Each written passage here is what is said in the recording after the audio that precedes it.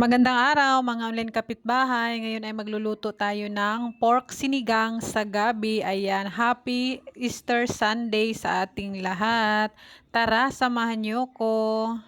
Sa ating lutuan, maglagay lang tayo ng kaunting mantika at pagka mainit na, igisa na natin ang bawang, halu-haluin hanggang sa lumabas ang aroma at pag okay na, isunod naman natin ang sibuyas.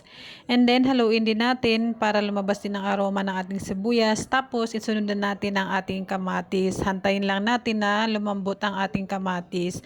Pag ganyan na itsura, pwede na natin ilagay ang ating karne.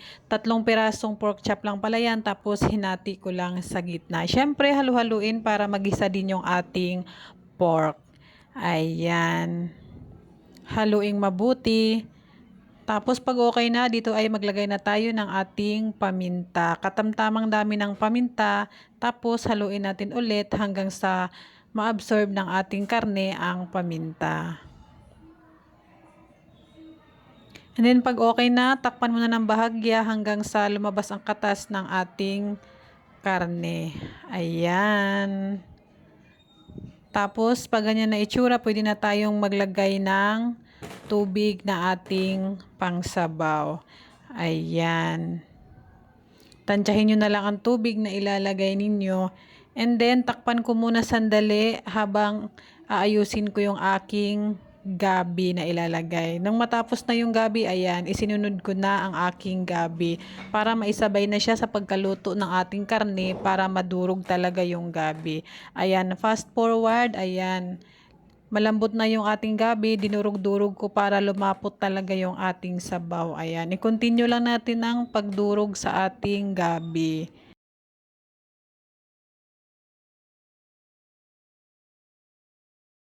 Pagkatapos nating madurog lahat ng gabi, pwede na natin ilagay yung iba pa nating gulay. Meron lang ako diyaang sitaw at saka talong. Wala akong nabiling okra kaya carry na yan. And then pag okay na, ilagay na natin yung ating isang pakete ng sinigang na gabi. Ayan.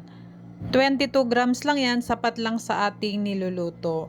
Huwag din natin kalimutan lagyan ng asin, panimpla. Ayan, syempre halu-haluin hanggang sa matunaw yung ating mga nilagay.